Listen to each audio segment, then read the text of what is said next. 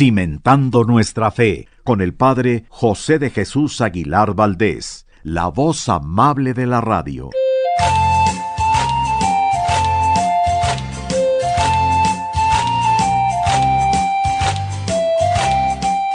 Hoy concretamente hablaremos del sacramento de la reconciliación. ¿Cuáles son los pecados que no necesitan confesión? ¿Qué diferencia existe entre los pecados mortales, graves y veniales? ¿Qué pecados causan excomunión? Y muchos temas más. Así que yo te invito a que te quedes con nosotros. Para iniciar quiero aclarar que aunque Cristo puso el fundamento de los sacramentos, estos se han ido desarrollando poco a poco a lo largo de la historia. Un ejemplo de esto es la misa. Cristo puso su fundamento en la última cena para la misa, pero a lo largo de los años, para que se celebre de una mejor manera, se han ido organizando sus diversas partes, por ejemplo, las lecturas, las oraciones, los cantos, etc. Inicialmente, la única forma de recibir el perdón de los pecados fue el bautismo. Recordemos también que en los primeros años del cristianismo, la mayoría de las personas que se convertían, ¿quiénes eran? Los adultos. Y aunque también bautizaban a sus hijos pequeños, eran en realidad los adultos quienes se convertían y se arrepentían de sus pecados al recibir el bautismo. Por eso en el credo decimos: creo en un solo bautismo para el perdón de los pecados. Así que con el bautismo, los nuevos cristianos recibían el perdón de todos sus pecados y a partir de entonces podían seguir comulgando sin ningún problema a lo largo de toda su vida, solo arrepintiéndose de sus pecados con la oración que se hace al iniciar la misa. Sin embargo, había algunos pecados que se consideraban muy graves y estos impedían que la gente pudiera comulgar. Concretamente, el asesinato y el adulterio. Además de otro que ocasionó división entre los cristianos, pero para que lo entiendan, les explicamos la situación. Lamentablemente, unos 30 años después de que Cristo resucitó y ascendió a los cielos, el emperador romano Nerón inició una persecución sangrienta contra los cristianos en la que murió San Pedro, San Pablo y muchísimos cristianos más. Y a partir del año 64 después de Cristo, siempre estamos hablando, las persecuciones continuaron con uno y otro emperador durante casi 250 años, muchísimo tiempo, hasta el año 313 en que fueron abolidas por el emperador Constantino. Yo les quiero preguntar, ¿qué pasaba en esas persecuciones? Bueno, Bruno, lo que pasaba es que a los hombres o mujeres que se les acusaba de ser cristianos, se les llevaba a un tribunal en donde se les preguntaba si eran cristianos o no. Si los acusados decían que sí, inmediatamente el imperio se quedaba con todas sus propiedades y pertenencias y además eran condenados a morir en una forma muy cruel. Podrían ser devorados por los leones, amarrados a postes y quemados vivos, también eran crucificados, decapitados y de muchas otras formas más. Claro, esto hacía que cuando algunos cristianos eran llevados al tribunal, tuvieran la oportunidad de convertirse en testigos de la fe, aceptando públicamente esta fe, la fe cristiana. De hecho, fíjense, la palabra testigo en griego se dice mártir, y por eso a quienes murieron dando su vida por la fe les llamamos mártires, que significa testigos. Sin embargo, había quienes, al ser llevados a los tribunales, se llenaban de miedo y aunque sí tenían fe, no tenían la fuerza suficiente para defenderla y renegaban de ella. A estos se les llamaba apóstatas, y era muy fácil saber si alguien había renegado de su fe porque cuando en el tribunal les preguntaban si creían en Cristo y decían que no, tenían que quemar un poco de incienso ante el ídolo de un dios romano, y si lo hacían, se les dejaba salir sin ningún problema. Como ven, esta prueba para ver si eran cristianos o no era muy sencilla. Quemar el incienso ante un ídolo significa no soy cristiano y negarse a quemarlo significaba sí soy cristiano. Así que si un acusado de ser cristiano entraba al tribunal y salía sin ningún problema, pues significaba que había renegado de su fe. Esto hizo que la comunidad cristiana se dividiera en dos. Unos opinaban que a quienes habían apostatado o renegado de su fe se les debería excluir de la comunidad para siempre. Otros, comprendiendo que no todos tenían la valentía suficiente o que se debilitaba su fe ante la amenaza de la muerte, pensaban que si se arrepentían por haber negado a Cristo, sí merecían que se les perdonara y se les diera la oportunidad de ir fortaleciendo su fe. Y entonces surgió una pregunta: si el bautismo era hasta entonces la única forma de recibir el perdón, ¿se tendrían que volver a bautizar los apóstatas? La respuesta fue que no. Y en ese momento recordaron que Cristo había dado a los apóstoles la autoridad de perdonar los pecados cuando el día de su resurrección les dijo: a quienes les perdonen los pecados les quedarán perdonados, y a quienes no se los perdonen les quedarán sin perdonar. Entonces recordaron que Cristo había enseñado que siempre que haya arrepentimiento se tiene que mostrar la misericordia de Dios hacia el pecador. Así fue como, además del bautismo, cada vez que los católicos cometían algún pecado grave o mortal, podían recibir la absolución de sus pecados a través del sacramento de la reconciliación. Pero quienes no cometían pecados graves o mortales podían seguir comulgando cada semana sin ningún problema, porque los pecados veniales no necesitan la absolución a través del sacramento. Pero para que ustedes, amigos que nos escuchan, comprendan la diferencia entre pecados mortales, graves y veniales, voy a aprovechar la presencia de Bruno que nos visita para platicar con él y platicar también entre nosotros sobre esto. Bruno, ¿tú cómo podías decir qué es el pecado para ti? Son acciones malas que hacen las personas. Son acciones malas que hacen las personas, sí, es cierto, puede ser algo que hacemos malo, pero también puede ser algo que dejamos de hacer. Por ejemplo, si yo tenía que hacer la tarea y no tenía nada que me lo impidiera y no la hice, esa es una falta. Si, por ejemplo, si yo tenía que ayudar a una persona que estaba enferma y no lo hice, también ese es un pecado. Pero para que nuestros amigos, especialmente los niños como tú, entiendan, vamos a decir que pecado es cualquier acción u omisión que causa un daño a mí, a la persona, que causan un daño a los demás, que causan un daño a la naturaleza, que causan un daño a la sociedad y que por lo tanto ofende a Dios. A ver, Bruno, por ejemplo, un daño a la naturaleza, ¿cuál sería un pecado contra la naturaleza? ¿Cuál crees? Talar los árboles. Eso, talar los árboles, si no sembramos otros, porque si corto uno, pero siembro 10 o 100 más, pues entonces ya eso podría ser una acción positiva. Y ahora, para entender la diferencia entre los pecados, yo te voy a preguntar, Bruno, ¿tú has visto alguna vez en película o con algún familiar, con alguna persona conocida, alguna herida? Sí. Alguna herida que puede ser muy pequeñita. Por ejemplo, si una persona se corta muy levemente el dedo, ¿tú crees que tiene que ir al hospital, Bruno? No. ¿Por qué? Porque no es de tanta gravedad. No es de tanta gravedad. ¿Qué podría hacer la persona si se corta un poquitito? ¿Qué se podría poner, por ejemplo? Un curita. Un curita, quizás algo de mertiolate, algún desinfectante. Y Bruno acaba de decir algo muy importante, amigos. No todas las heridas son graves y no todas las heridas son mortales. ¿Ya le viste a David la herida que se le cicatrizó, Bruno? Sí. ¿Tú cómo crees que haya sido esa herida, pequeñita o no? No. A ver, David, platícanos cómo te hiciste esa herida. Bueno, esta herida que tengo en el brazo izquierdo, un poquito como a 3 centímetros de la muñeca hacia el codo, me la hice cuando yo tenía 6 años, fue justo después del terremoto de 1985, cuando en las escuelas, ustedes recordarán, amigos, que en muchas escuelas, como estaban en malas condiciones, se hicieron aulas provisionales con estas láminas que son como acanaladas, como si fueran una papa de estas onduladas, y bueno, caminando, ni siquiera corriendo, caminando me resbalé y caí de sentón y no me había fijado hasta que me levanté y empecé a caminar. Sentía que algo me colgaba en el brazo y empecé a ver sangre. Bueno, te colgaba tu propio pedazo de carne. Sí, el propio pedacito de carne me colgaba en el brazo y lo vi. No, hombre, creo que me súper espanté. Fui corriendo con mi mamá porque era la maestra de esa escuela y de inmediato que me llevan en el coche de otra maestra al hospital.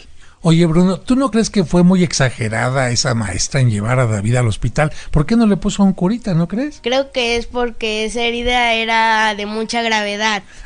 Muy bien. Amigos, entendemos claramente, Bruno, ¿tú entiendes lo que es una herida leve? ¿Lo entiendes? Sí. ¿Una herida grave? Sí. ¿Una herida mortal?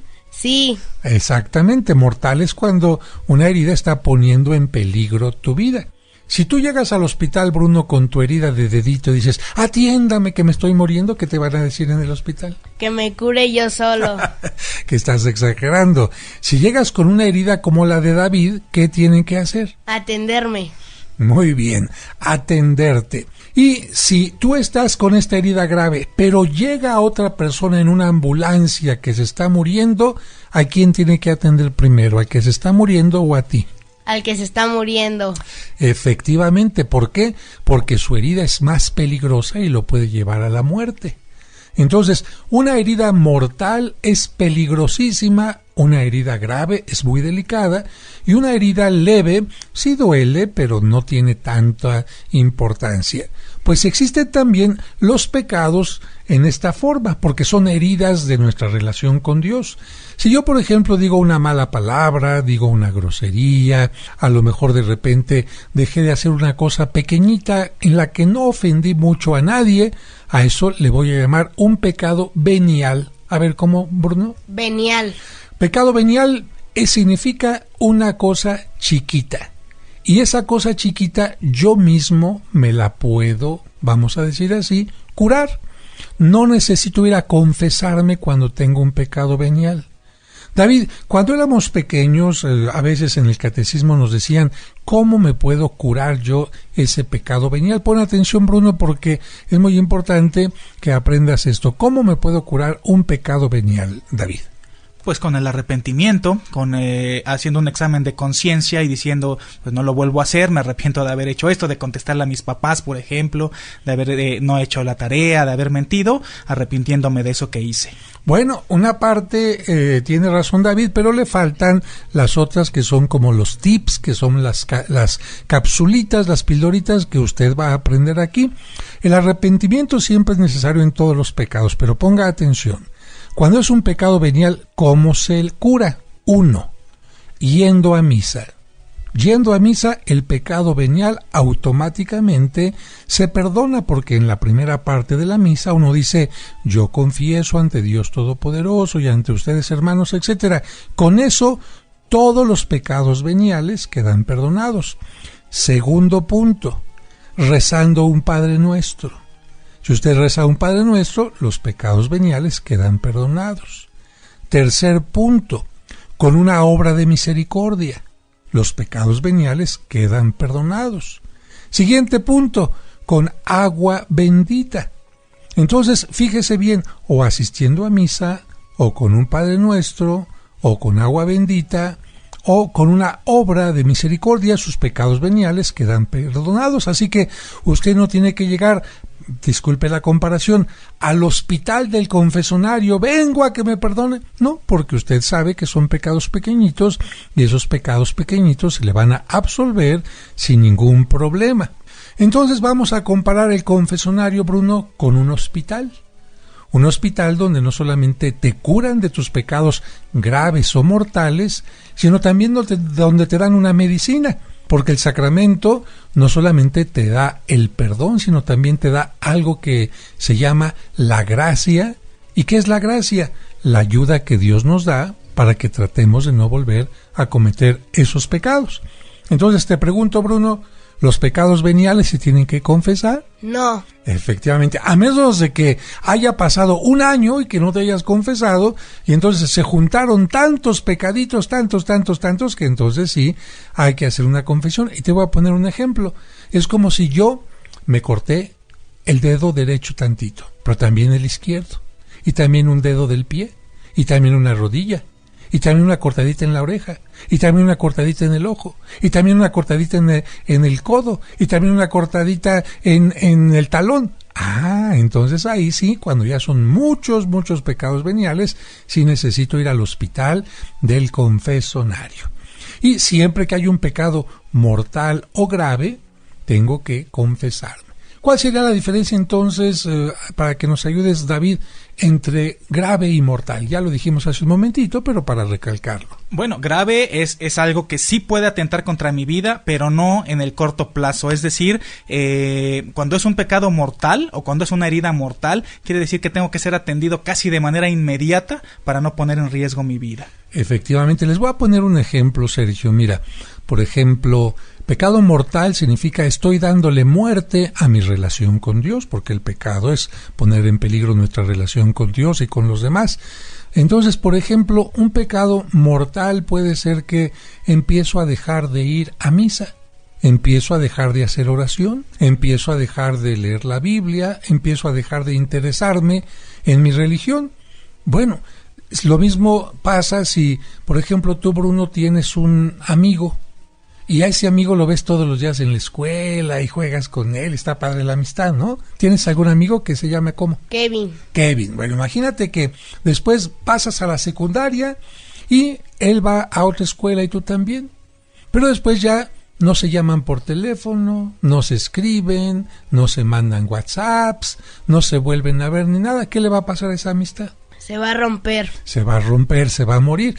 ¿Qué le pasa también a mi amistad si a Dios no platico con Él con la oración, si no voy a misa, si no pongo en práctica lo que Él me pide? Pues eso se convierte en una relación que puede morir. Por eso, una falta a misa es un pecado mortal. Un no hacer lo que Dios me pide en una forma ordinaria, también eso puede ser un pecado mortal. Así que, ¿queda claro, David? Totalmente claro, padre. Bien, entonces eso queda en cuanto a la clasificación del pecado. Hay pecados más grandes y más pequeños. Pero ahora vamos a hablar de otra cosa. El sacramento. A ver, vamos a preguntarle a Bruno, Sergio. O le preguntamos a Sergio mejor. Bruno, ¿A quién le preguntamos, Bruno? A Sergio. Eso, me parece muy bien. Porque Bruno dice, ¿por qué todo a mí? Bueno, a ver, ¿cuál es el nombre del sacramento, Sergio? ¿Confesión, penitencia o reconciliación? A ver. El nombre del sacramento, que en algunas ocasiones nos decían que era confesión, tendría que ser penitencia. Ándale, Bruno, ¿tú qué crees? Ahora vamos contigo. ¿Qué es confesión? Que tú dices que es confesión. Y bueno, a David no le voy a preguntar porque él sí lo sabe muy bien. Fíjense que los 3 nombres se le han dado a este sacramento. En un tiempo le llamaron el sacramento de la confesión. En otro tiempo le llamaron el sacramento de la penitencia y en otro tiempo le llamaron y le llaman ahora el sacramento de la reconciliación. Y quiero explicar por qué es mejor este último nombre, reconciliación. Porque si le llamamos el sacramento de la confesión, significa que lo importante en el sacramento es que la gente se confiese y diga todos sus pecados, aunque no se arrepienta, aunque no cambie de vida, aunque no tenga ningún compromiso. Lo importante es que se confiese. Y entonces hay muchas personas que dicen, vengo a confesarme, padre, porque soy un mentiroso. Qué bueno que ya no vas a decir mentiras. No, pues sí voy a seguir diciendo mentiras, pero usted me tiene que perdonar, ¿no? Eso no está bien. O también, si le llamamos penitencia, significa que lo importante del sacramento es que la persona que se confesó vaya y haga penitencia, que vaya y haga aquello que le pidió el sacerdote, si a lo mejor le pidió algunas oraciones, o le pidió un rosario, o le pidió que hiciera alguna ayuda, pero lo importante es la penitencia y no la transformación de la gente, ni el gozo de sentirse perdonado. Por eso, reconciliación es el mejor nombre, porque significa me voy a reconciliar con Dios. Y si me reconcilio con Él, significa que tengo que estar arrepentido, que tengo que cambiar de vida, que tengo que hacer penitencia, que tengo que mejorar. Pero lo más hermoso de todo es que siento la gran alegría de que Dios me perdonó. ¿Cómo ves, Bruno? Como usted dice, que el reconciliación es el mejor nombre para llamarlo. Si es cierto que podemos sentir un poco de pena, de vergüenza de decir nuestros pecados, pues el saber que nos están ayudando a salir de ellos nos tiene que ocasionar una gran alegría y sobre todo que Dios nos está perdonando. Y precisamente para recordar que Dios siempre nos perdona, que Él es como el pastor que va a buscar a la oveja perdida, ¿qué les parece si escuchamos este canto, en esta ocasión interpretado por un mariachi, que nos habla del pastor que va a buscar a la oveja perdida? Aunque tenía 100 en el rebaño, dice, no, tengo que ir a buscar a aquella oveja que se me perdió, y quizás esa oveja es amiga que me está escuchando, usted que se ha alejado de Dios, y Dios le dice, voy a buscarte. Escuchamos la canción.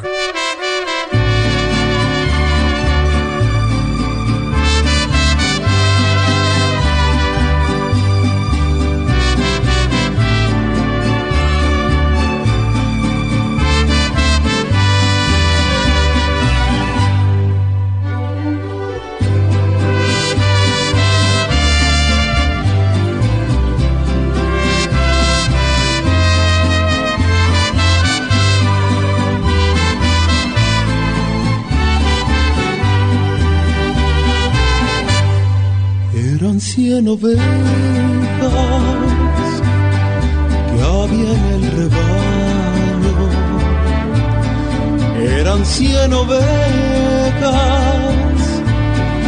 amante cuidó. Pero una tarde,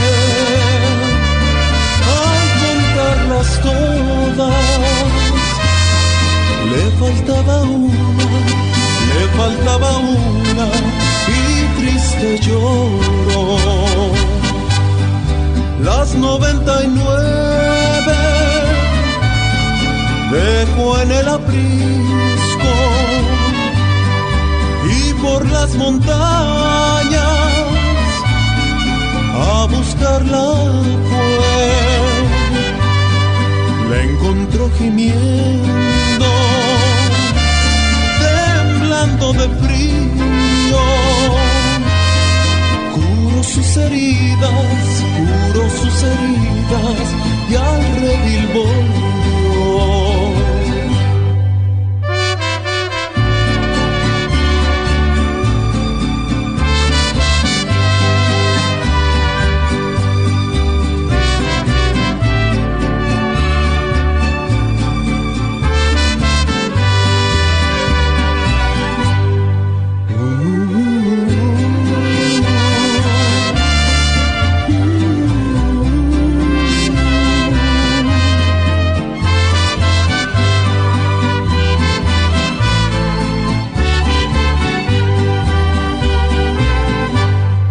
Esta misma historia vuelve a repetirse. Hay muchas ovejas que vagando van, sin Dios y consuelo, sin Dios y consuelo, sin Dios y consuelo, sin Dios y consuelo y sin su perdón. Las 99 dejó en el aprisco y por las montañas a buscarla fue. La encontró gimiendo, temblando de frío. Curó sus heridas y al redil volvió. Curó sus heridas y al redil volvió.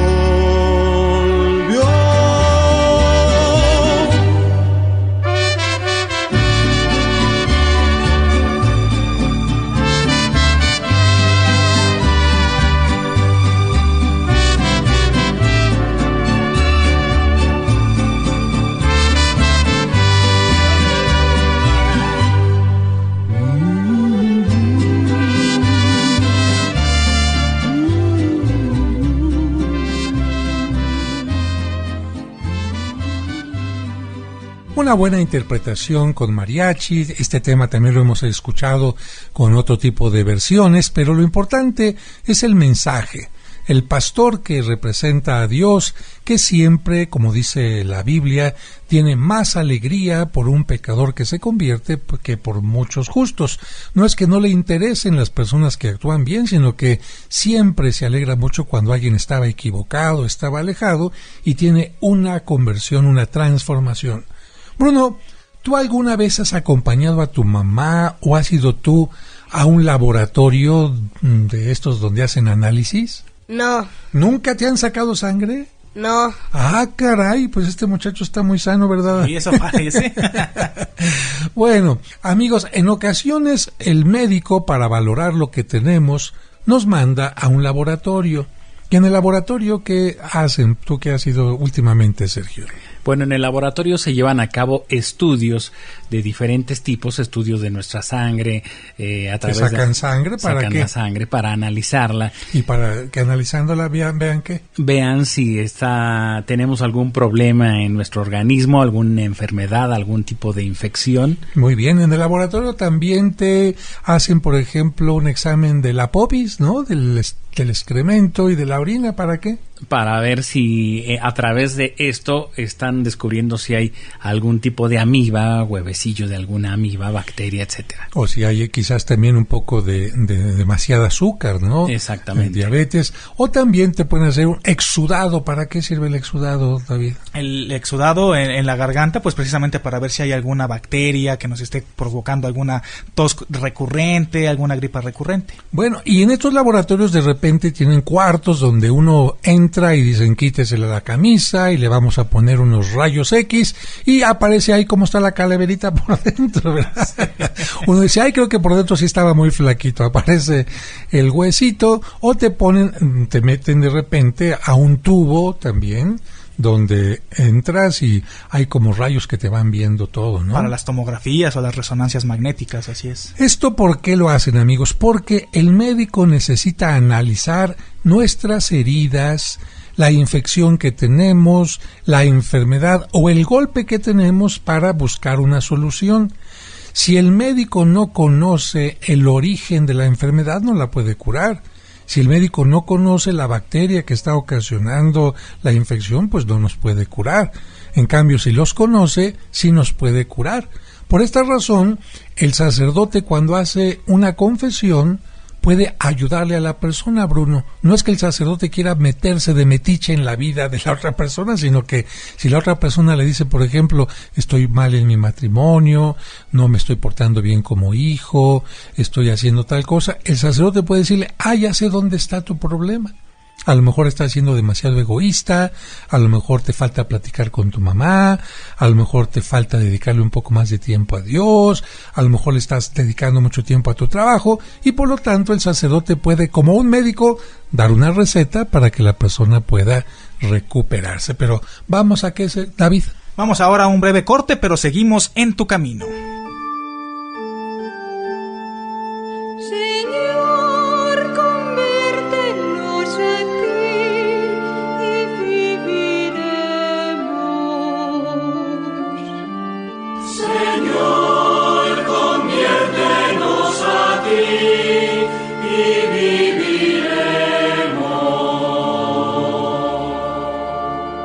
Bueno, con este pequeño canto recordamos que el ser humano cuando se ha equivocado, cuando tiene algún error, es como una persona que está enferma y si no pone atención en eso, puede lamentablemente crecer su situación.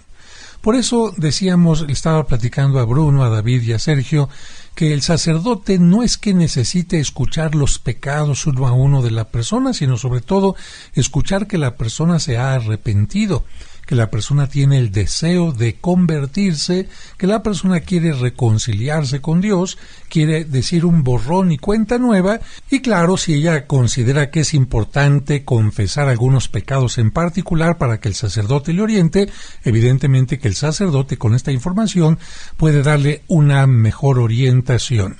Vamos a recordar los requisitos para que una persona pueda participar de este sacramento de la reconciliación. David, Sergio, ¿ustedes de cuál se acuerdan, los requisitos? Me acuerdo especialmente de cuando nos decían tienes que hacer tu examen de conciencia, es decir, autoanalizarte y encontrar todos esos pecados que has cometido para no omitir alguno al sacerdote. Pues no tanto para no omitir, sino para que tú sepas en dónde estás mal. Si una persona se acerca al sacramento y ni siquiera ha hecho un análisis de su vida, pues no sabe ni cómo está.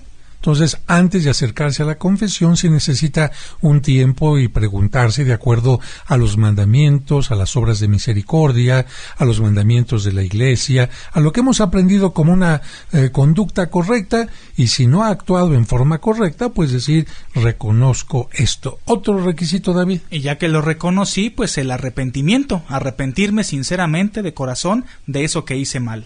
Fíjate que eso está bien, aunque en el catecismo nos decían que el segundo punto sería que te duelan tus pecados. Es decir, que te des cuenta de lo que está ocasionando tu falta o tu omisión.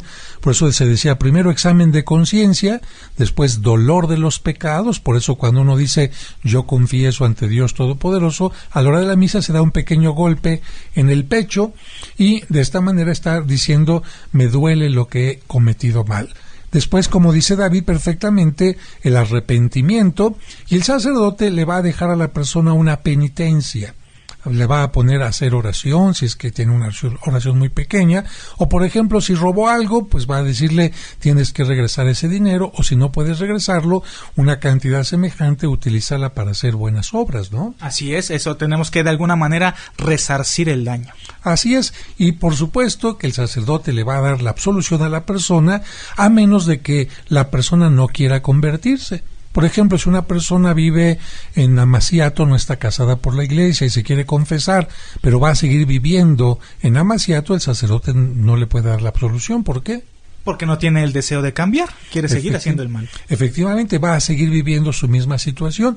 Y hay algunos pecados que solamente puede perdonar el obispo, como por ejemplo el aborto.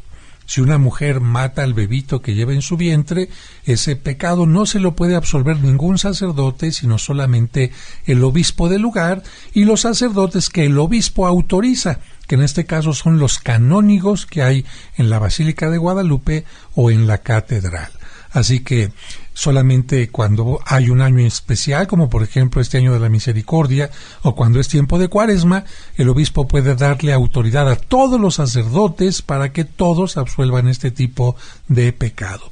Pues con esto creo que hemos aprendido un poco más acerca del sacramento de la reconciliación, ¿no, Bruno? Sí. ¿Tú crees que puede ayudarle el sacerdote a la persona que ha cometido algo malo?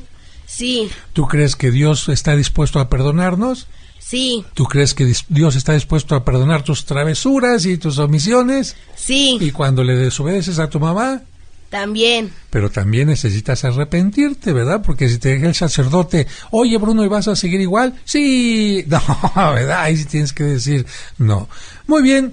David, ¿algo más que quieras comentar? Pues nada, eso de arrepentirse, porque si uno va a confesarse 2 o 3 veces al año por los mismos pecados, entonces pues no he tenido el deseo de cambiar precisamente, ¿verdad? Muy bien, pues vamos a terminar este día con un canto que dice, no apaguéis vuestro amor, y quiero que usted lo entienda.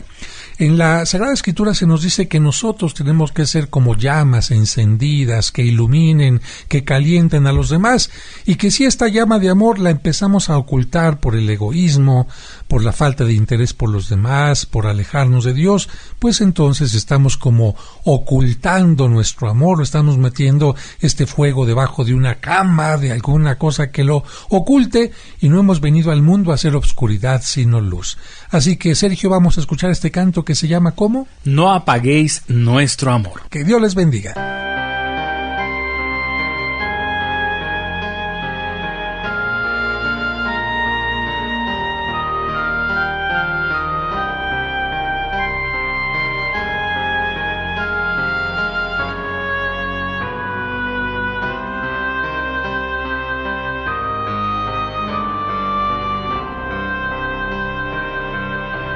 No se oculta una vela bajo la mesa, no se enciende una llama para esconderla, no ocultéis vuestra luz, no la escondáis, no apaguéis vuestro amor, no lo hagáis, no apaguéis vuestro amor, no lo hagáis.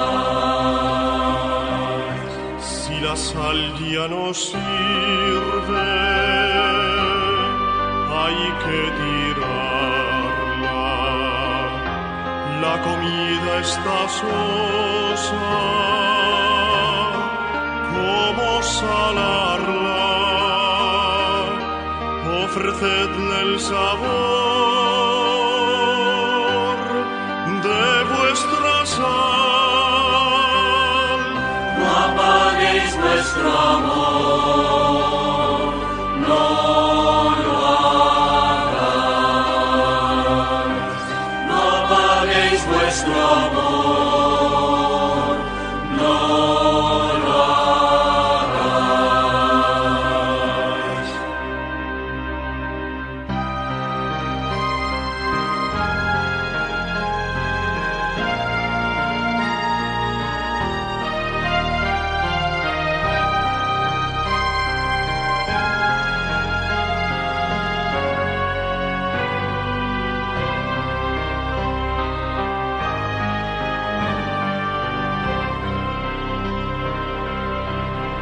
fermento da vida, si está en la masa, pero estéril se pudre si la rechaza. En el mundo vivís y fermentáis. No apaguéis vuestro amor, no lo hagáis. No apaguéis vuestro amor, no lo hagáis. Levadura del mundo, llama que alumbre la ciudad levantada sobre la cumbre, y que alaben a Dios por vuestra bondad. No apaguéis vuestro amor, no lo hagáis. No apaguéis vuestro amor, no lo hagáis.